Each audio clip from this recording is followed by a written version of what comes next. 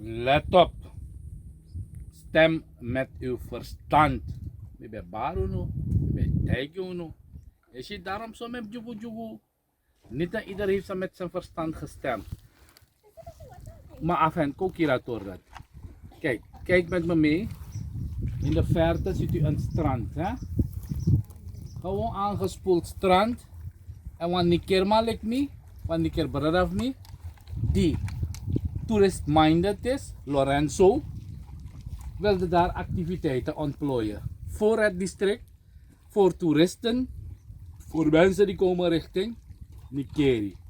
Maar omdat je koppige mensen hebt, domme milieuactivisten, hebben ze die man gewoon geen toestemming gegeven om daar zijn activiteiten te ontplooien.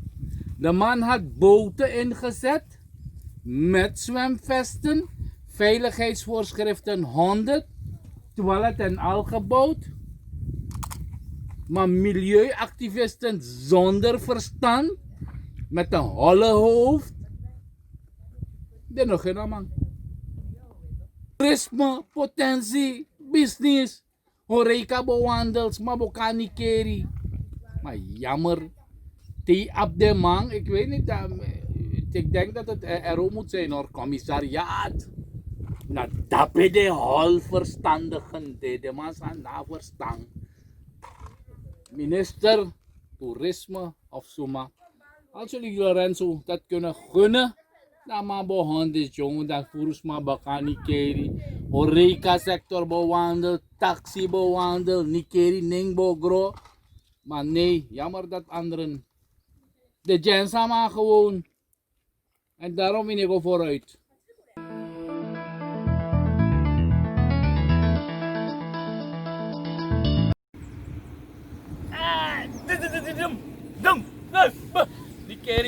Nikeri. Hey, dit is een totale schande voor geheel Nikeri. Districtscommissaris, ik schaam me diep. Lukuja. Ja, ik schaam me diep. Die me bedacht, Chimboy, me bedacht OS3. Hier kwam ik sporten gimmen. En het is een jungle geworden. 610 ambtenaren heeft RO. Openbaar groen heeft 168 ambtenaren. Nikeri, DC, ik schaam me dood.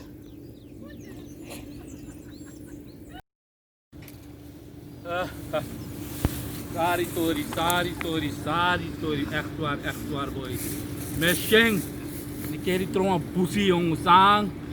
Liever hadden ze niet zoveel ambtenaren in dienst genomen jongen.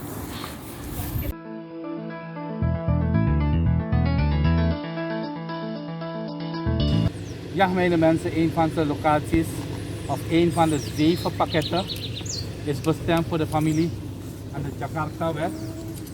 De vrouw met 4 kinderen, wanneer ze 's morgens eet, dan weet ze niet wat ze 's middags moet eten. Breng een pakje ijscream nog voor die kinderen. Ja. Klap. Feitje mevrouw. Ja, een pakketje joh. Een pakket ng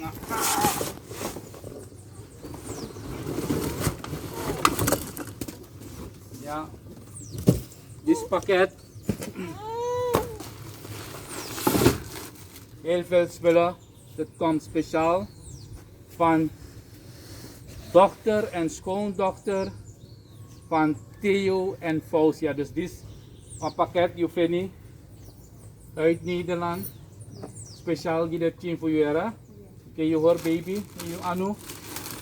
Je kan Johan Nifito.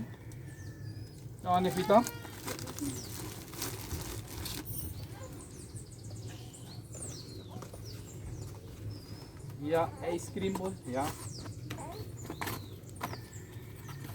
Ijscream. Well, thank you. Oké. Want we zijn ook benieuwd. Wat sang de in at all? Sukanya sani al. Speciaal pakket die de Chingyara. Met boom gebruiking. Ja. Ja man, mooi. Ja. Ja, Fausia Theo of de kinderen, dokter of schoonzoon. Many thanks namens deze familie, om deze familie te verrassen met zo'n mooi pakket. Kinderen, eat hè?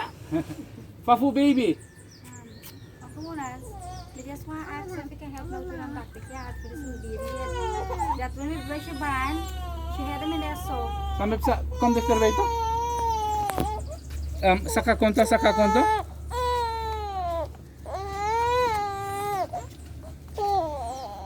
For baby head. We don't know what happened really with your head. We care sure doctor and they tell me not to what happened with your head. Ma, Sam lang ahead. Well, like Kijk even toch? Aha.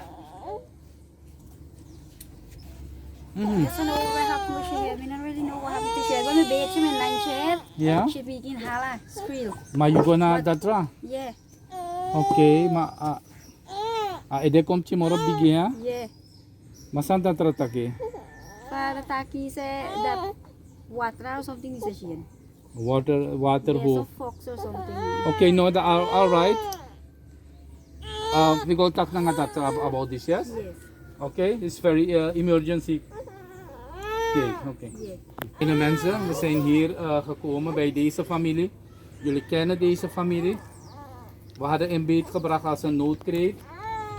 Maar nu blijkt, kom dichterbij. What happened with this child? She get something inside her head and just want somebody to help look after she. Okay. Get on doctor paper. You don't get doctor paper. Okay. I don't know. Maar goed, dokterkaart of geen dokterkaart, een kind geboren om een mong actingde. 5 months. 5 months.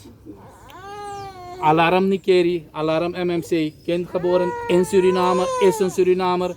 De ouders zijn Guyanees, maar dat interesseert ons niet. Het is een Surinaams kind. Het is mijn landgenoot, zij is mijn landgenoot. Minister van Volksgezondheid, u bent zelf Nigeriaan. Gaan we dit kind helpen? Of gaan we kijken of dit kind wel een kaart heeft? Of gaan we kijken of dit kind, wie de ouders zijn, Guyanees, niet Guyanees? Of moet dit kind liever vandaag dan morgen geholpen worden? DNA-leden, Harriet, u bent moeder. Matsala, u bent vader. Gauri, u bent vader. Nisha Zakri, u bent moeder. Ik kijk naar jullie. Ik doe het verzoek nederig namens dit meisje om haar liever vandaag dan morgen te helpen.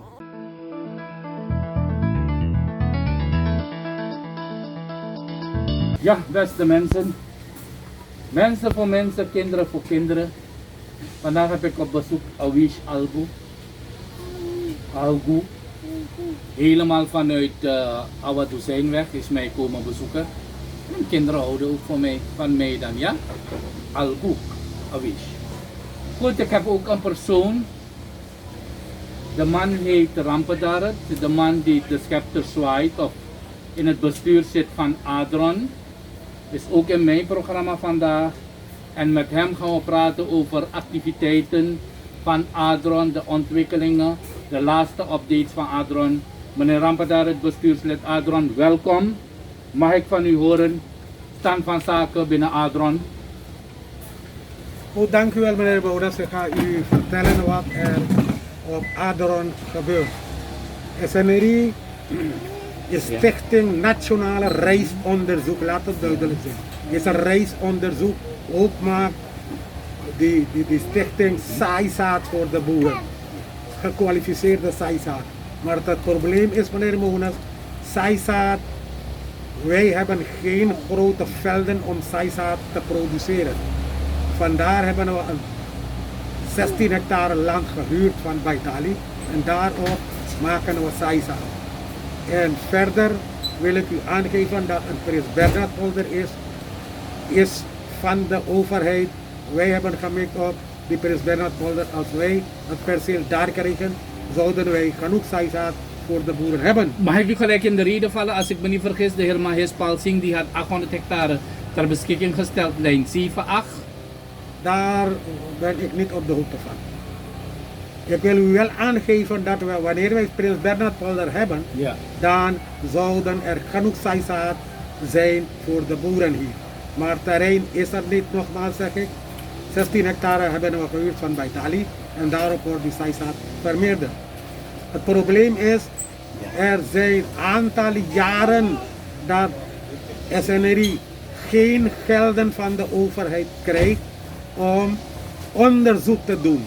Wel krijgen de mensen salarissen daar, die arbeiders, maar niet op tijd. Soms over 2 maanden, soms over een maand en soms wel werden zij betaald. Maar het probleem is, gelden worden niet vrijgemaakt voor onderzoek. Machines zijn kapot en u weet, Adron die moet gerund worden en Adron is afhankelijk van de overheid, subsidie van de overheid. Die wordt niet op tijd gestort. Hoeveel geld heeft Adron per maand nodig van de overheid? Dat ga ik ben nu bezig aan inventarisatie te maken Ja. over hoeveel arbeiders zijn er, hoeveel geld zijn, hoeveel machines zijn er. Volgende week woensdag ga ik u weer terugkomen, dan ga ik u uitleggen, u voorhouden hoeveel arbeiders en hoeveel geld wordt per maand uitbetaald aan arbeiders. Hoe lang zit u al in het bestuur, meneer Rampadaret? Ik zit deze zo 3 jaar. 3 jaar en u weet niet hoeveel arbeiders? Ik had de leiding daar niet. Oké.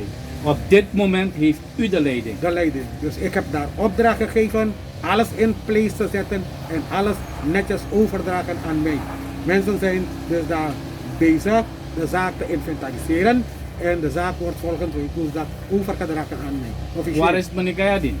Meneer Gayadin, hij is directeur daar Ja. op Adron en hij vertrekt in september. Hij vertrekt ook in september. Eigen verzoek ontslagen? Of... Eigen verzoek, hij heeft andere dingen te doen en hij gaat dus Adron verlaten nu.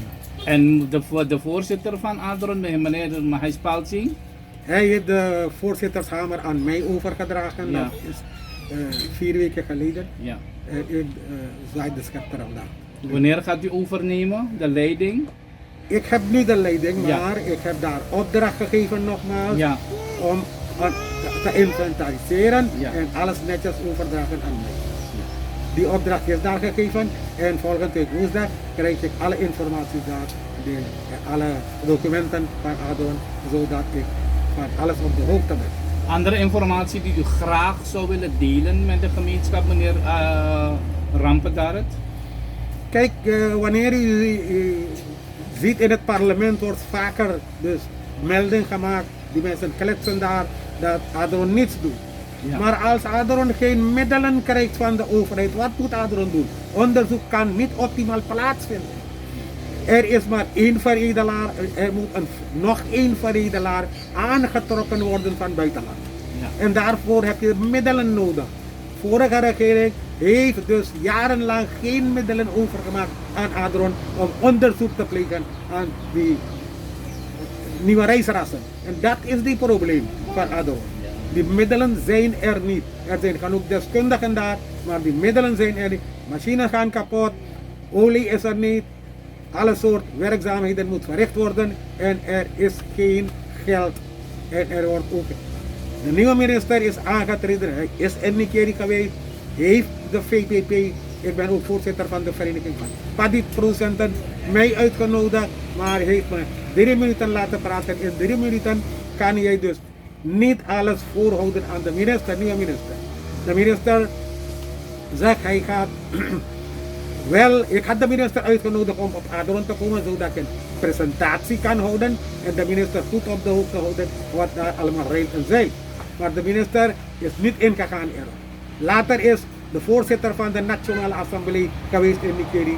Ik heb hem dus voorgehouden wat voor problemen de sector kampt nu. De voorzitter was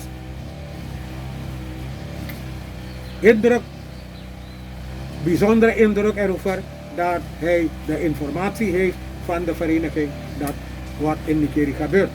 Meneer Monas, er zijn een aantal boeren hier verleden seizoen paddy geleverd aan de pellerij, de molenaars, exporteurs. Tot nu toe hebben zij geen geld ontvangen. En nu is de oogst al begonnen. Er is geen paddyprijs, open prijs. Wat gaat er dat nu gebeuren, meneer Monas? keer op keer. Ik heb toen een oplossingsmodel aangedragen aan de voorzitter. Ik zeg de VPP heeft een onderzoek gepleegd. VPP heeft twee financierder gezocht. Twee financierder zijn bereid een pelmolen op te zetten en een grote drogerij op te zetten voor de VPP. Zodat wij zelf die paddy kunnen opdrogen, opslaan, pellen en exporteren. Die terrein hebben we allemaal nodig. Die terrein heb ik aangevraagd. Dit is 3 maanden terug en tot nu toe krijgen we dus geen antwoord van RGOB. Dat is die probleem. Als we vandaag die terrein hebben, morgen beginnen we met het werkzaamheden om die faciliteit op te zetten, meneer Monis. Hoe staat het met het terrein net voorbij Adron, rechtsaf? De toenmalige, ik kan even niet komen op de naam, meneer Jairam was voorzitter daar. Die SAKN. Ja, SAKN. Die SAKN, ik weet niet wat er met die terrein gebeurd is, maar Ja. is het op naam van een particulier. Oké, Er is een onderzoek gepleegd, is op naam van een particulier, daar kan je niets doen. ja. Wij hebben dit terrein dus aangewezen, het derde blok van de tweede stalweider. Daar is die terrein dus vrij. 25 hectare hebben we aangevraagd. En wij hebben ook gepraat met de ambassadeur van Brazilië. Hij is bereid deskundigen hier te sturen voor het telen van soja. Hij zou experimenteren over die sojateel. Dus die hebben we ook. En de financierder, één van die financierders is een Chinees. Hij is uit Maleisië gekomen. En hij zegt, hij gaat ook een kartonfabriek bouwen. En die kartonfabriek, wanneer die kaft vrij is, gaat die karton ervan maken. Er komt ook een kartonfabriek. Dus vandaar heeft de VVP die terrein dus aangevraagd. Als wij vandaag, die Chinees en die andere investeerders zeggen, als wij vandaag die beschikking hebben over het terrein, morgen beginnen zij aan het werk om die faciliteit op te zetten. En dat is de ene oplossing van de rijstsector. Ik heb de voorzitter van DENA ook aangegeven. Er moet geen ad hoc oplossing komen. Er moet een structurele aanpak komen vanuit de regering. En er zijn 2 modellen. Eén is dat de boeren zelf hun faciliteit hebben. En de tweede is de productschap. Maar die productschap, ik heb concept van die productschap gaat niet werken omdat de verwerkers, exporteurs gaan niet meewerken, meneer Moenis. Dus vandaar, en in Nederland is die productschap achterhaald. Dus forget die productschap. Laat die boeren zelf hun paddy opdrogen, opslaan, pellen en exporteren. En die financierders heeft VPP nu al. Die garantie van die financiers hebben wij. Die machines van die kartonfabriek is al in Paramaribo. En er moeten een aantal dingen, die pellerij en die droogmachines moeten nog komen uit Maleisië. Aanzien van Adron wil ik u aangeven dat er problemen zijn. Ik heb ook de voorzitter van DENA erop gewezen dat er een commissie van LVV op zijn college is. Een vaste commissie van LVV op DENA is. Ik heb de voorzitter, u gaat naar Paramaribo, u moet die commissie zo spoedig mogelijk naar Adron sturen, zodat we een presentatie kan houden en zodat hij op de hoogte bent wat rijdt en zeilt bij Adron. Dus wat Adron betreft, mensen die gillen van er wordt niets gedaan, maar als er geen middelen nogmaals is, kan je niets doen daar. Alles is in place, alleen hebben we financiële middelen nodig daar om het bedrijf te runnen. En dat is die probleem bij Adron. Thank you. एक बड़ी मशहूर कहावत है, बुराई का अंधेरा कितना भी काला डरावना क्यों ना हो, लेकिन उसको जड़ से मिटाने के लिए अच्छाई वाली रोशनी की एक छोटी सी किरण ही काफ़ी होती है।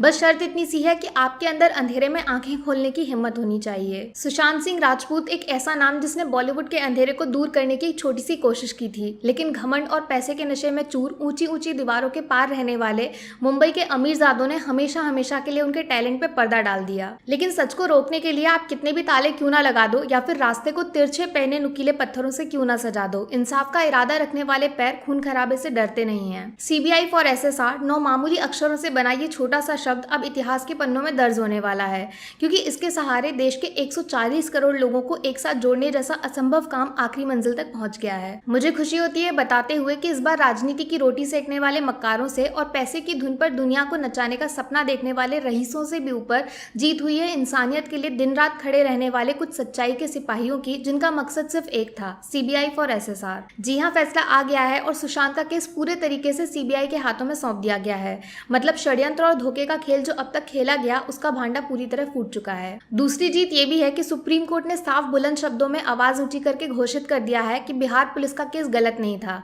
और उसकी जांच पूरी तरह जरूर होनी चाहिए। यानी सुशांत के परिवार की तरफ से फाइल किया गया केस मुंबई नहीं बिहार की कोर्ट में लड़ा जाएगा। जरूरी बात यह भी है कि सुप्रीम कोर्ट ने स्पेशली अपने फैसले में इस बात का भी जिक्र किया है कि अब मुंबई पुलिस के पास इस जजमेंट के खिलाफ आवाज उठाने का कोई भी हक नहीं है। ये फैसला आखिरी है। CBI इन्वेस्टिगेशन में जिस भी डॉक्यूमेंट की जरूरत पड़ेगी मुंबई पुलिस को पूरा सहयोग देना ही पड़ेगा। मतलब हाँ ना वाला खेल अब नहीं चलेगा। जो सबूत आपके पास है वो सामने लेकर आइए फटाफट। अब सबसे जरूरी बात की ये नौबत आई ही क्यों। बाकी केस में तो CBI जांच आसानी से हो जाती है, तो फिर सुशांत के लिए इंसाफ की लड़ाई इतनी लंबी कैसे हो गई। जवाब सिर्फ 2 शब्दों का है, रिया चक्रवर्ती। दरअसल हुआ कुछ ऐसा, रिया मैडम ने कुछ दिन पहले अपने इंस्टाग्राम प्रोफाइल पे सुशांत के लिए एक लव लेटर लिखकर उनकी इंसाफ की लड़ाई में छलांग मार के CBI जांच की सिफारिश कर दी और रूठे हुए सुशांत के फैंस का दिल वापस जीतने की तैयारी कर ली। लेकिन वो कहते हैं ना, कभी कभी सरस्वती आपकी जुबान पर बैठ जाती हैं और बोली हुई बात हकीकत में भी बदल सकती है। बस ठीक वैसे ही रिया मैडम की इंस्टाग्राम प्रार्थना कबूल हो गई और बिहार में सुशांत के परिवार ने एक केस फाइल कर दिया, जिसकी वजह से इन्वेस्टिगेशन सीधा CBI के हाथों में जाने लगा। बस यहाँ से कहानी में ट्विस्ट आया जब रिया मैडम खुद CBI जांच के खिलाफ खड़ी हो गई और बिहार वाला केस महाराष्ट्र सरकार को सौंपने के लिए सुप्रीम कोर्ट में अपनी अर्जी दाखिल कर दी। उनको मुंबई पुलिस में सबसे ज्यादा भरोसा है, जिसने 2 महीने पुराने केस में आज तक एक FIR तक फाइल नहीं की है। बस इसी विरोध वाली अर्जी के कारण सुप्रीम कोर्ट को बीच बचाव के लिए केस में शामिल होना पड़ा और अब फाइनली केस CBI के भरोसे छोड़ दिया गया है, जिसकी तरफ 140 करोड़ लोगों की आंखें इंसाफ की उम्मीद लगाकर देख रही हैं। वैसे रिया मैडम से याद आया, सिर्फ CBI इनकी दुश्मन नहीं है, इनके दूसरे दीवाने भी हैं, जिनका नाम है ED यानी इन्फोर्समेंट डायरेक्टरेट, जो सुशांत के अकाउंट से 15 करोड़ गायब होने वाले चमत्कार से पर्दा हटाना चाहते हैं। लास्ट में कुछ बदतमीजी और बेईमानी में PhD कर चुके लोगों का भी नकाब उतारना चाहती हूँ, जो बिकाऊ PR एजेंसी की मदद से फेक न्यूज उड़ाने की फैक्ट्री चलाते हैं, जिसमें कभी सुशांत की बहन, उनके पापा या फिर अंकिता लोखंडे को बदनाम करने की कोशिश की गई है। तुम लोग एक बात बताओ, दुनिया में ऐसा कौन सा ऑपरेशन होता है जिससे सांप इंसानों का रूप ले सकते हैं? क्योंकि तुम्हारी गिरी हुई नीच हरकतों को देखकर साफ जाहिर होता है कि तुम्हारा जन्म इंसानी रूप में तो हुआ नहीं होगा। इसीलिए चुपचाप वापस अपने बिल में लौट जाओ, वरना बारिश का मौसम है, आजकल पैर के नीचे काफी कुछ कुचल दिया जाता है। देखो, भले केस CBI को मिल गया हो, लेकिन लड़ाई अभी बहुत लंबी है। सुशांत सिंह राजपूत से लेकर दिशा सालियान, दोनों को इंसाफ के नजदीक पहुंचाने की जिम्मेदारी मेरे और आपके कंधों पर है। दुनिया ताने मारेगी, आपको बदनाम भी किया जाएगा, लेकिन डरने की जरूरत बिल्कुल नहीं है। हम जिस चीज के लिए लड़ रहे हैं वो देश का कानून बदले ना बदले, लेकिन लोगों की सोच जरूर बदलेगी। आखिरी में आप सबको तहे दिल से शुक्रिया। उम्मीद करती हूँ अगली बार हम सुशांत जैसे कलाकार की कद्र करना सीख जाएंगे। #Justice for SSR। नमस्ते। आज मेरे पापा का जन्मदिन है। आगम कुमार निगम जी का बर्थडे है आज। हमारे लिए बहुत ही स्पेशल दिन है। और आज सुशांत सिंह राजपूत के केस की CBI जांच को मंजूरी मिल गई है सुप्रीम कोर्ट के द्वारा। मैं ये 2 बातें इसलिए लिंक कर रहा हूं क्योंकि मेरे पापा ने मुझे कुछ देर पहले ऐसी बात कही कि मैं इतना ओवरवेल्म्ड हो गया उनकी इस बात से। कहते हैं कि मैंने और चाचा ने, मतलब मेरे चाचा ने, पापा के छोटे भाई ने, अशोक कुमार निगम नाम है उनका, तो दोनों भाइयों ने ये बात पहले से तय कर रखी थी कि अगर सुप्रीम कोर्ट ने CBI जांच की अनुमति दी तो ये लोग चौराहे पे मिठाई बांटेंगे। Can you imagine? मेरे पापा और मेरे चाचा, उन्होंने ये डिसाइड कर रखा है कि आज मतलब CBI जांच जब मंजूरी होगी तो वो गरीबों में चौराहे पे जाके मिठाई बांटेंगे। तो पापा आज मिठाई लेने के लिए गए हुए हैं और वो 4 बंगला जो हमारा सिग्नल है घर के पास में मुंबई में, वहां वो मिठाई बांटने जा रहे हैं। कमाल है। आप समझ सकते हैं कि ये दुनिया, जो देश है और जो लोग जानते हैं भारतीय फिल्म इंडस्ट्री को, वो सब हिल गए थे सुशांत सिंह राजपूत के केस से।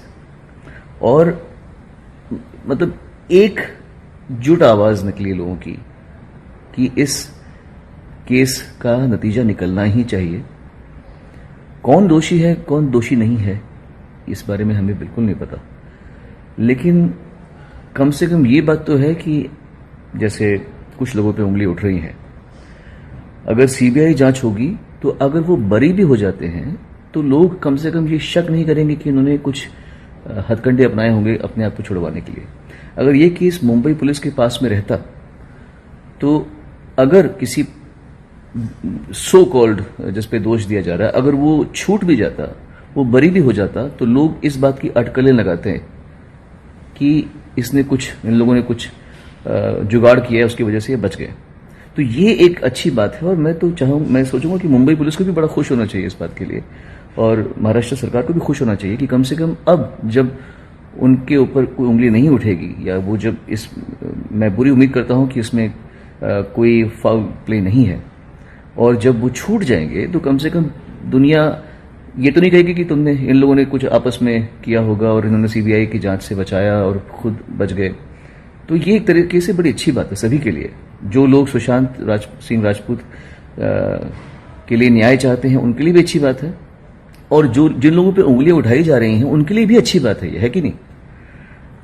वाकई में आज बहुत खुशी का दिन है हम सब के लिए। मेरी बहन तो सुबह से जुबिलेंट हो रही थी, Tisha Nigam. We all very very happy, everybody is very very happy about today and I hope that इस बात का, ये तो खैर प्रारंभ है, आगाज है, इसका अंत हमको जल्दी मिलना चाहिए, निष्कर्ष निकलना चाहिए भाई हुआ क्या। मतलब मैं यहाँ दुबई में हूँ और चाहे इंडियन हो या पाकिस्तानी हो या हर कोई इस बात के लिए बड़ा परेशान है कि हमें सुशांत सिंह राजपूत के बारे में असलियत क्यों नहीं मालूम पड़ पा रही। ऐसे क्यों हो रहा है कि लग रहा है कि कुछ छुपाया जा रहा है। सो अच्छी बात, आई एम वेरी हैप्पी।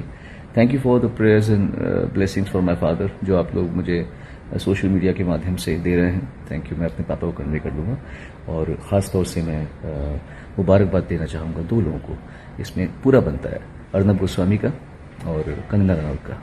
ये दोनों ना होते, अगर इनका जुनून ना होता तो ये बात यहाँ तक नहीं पहुँच पाती। So I think everyone should appreciate एक लगन के साथ में अर्नब ने और कंगना ने इस पे काम किया है। बहुत बहुत शुभकामनाएं।